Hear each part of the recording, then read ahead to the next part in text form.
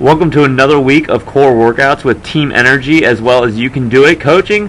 What we're going to be focusing on this week is working on the full range of motion as we did last week, but adding in some speed factors.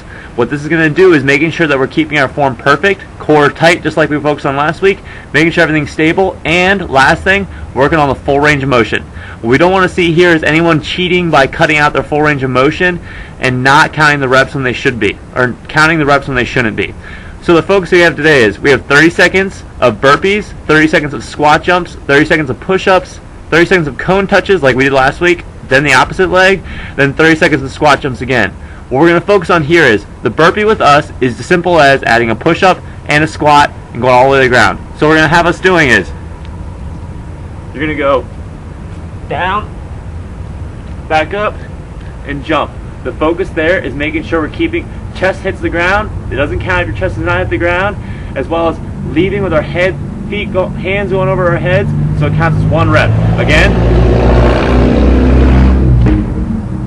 it's one. If you want to do it in stages, you can go down, then step back up, then jump.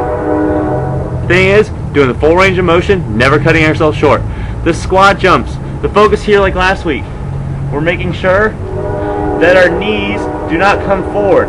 So same as before, keeping our chest up high so that when you're going down, you're squatting down and up. We're again focusing on that full range of motion, getting that deep squat. As you get more and more tired, you will be focusing on trying to get through it fast, but we want to make sure we're getting in depth as we're working for it. We're never going to compensate depth for time. So, next one, push-ups, same as before, all the way to the ground, releasing our hands.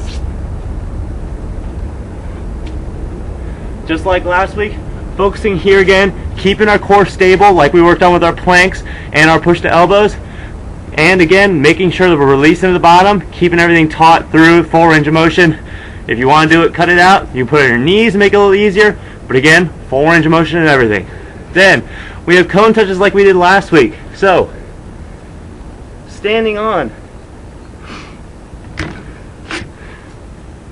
If you're going to be on your left leg, you're going to be reaching with your right hand. You're going to go down and up. Focus here is, you get close to the cone, you don't have to hit it. Full range of motion, making sure you're hitting everything very accurately, keeping that core taut weighted, keeping our chest up, not arching our back as we go through. And finally, we're finishing up with doing the squat jumps again. Again, to reiterate that, the squat jumps, we're focusing on really keeping our depth throughout the whole motion. So we go down, making sure everything's accurate, full range of motion, and then we'll be good. Make sure we're doing this 4 times through, keeping that minute rest in between. Do not cut yourself short on the rest. The rest is the most important part of this workout. So again, full range of motion, counting each rep, keeping our core taut. Good luck everyone, and hope to see you guys then next week.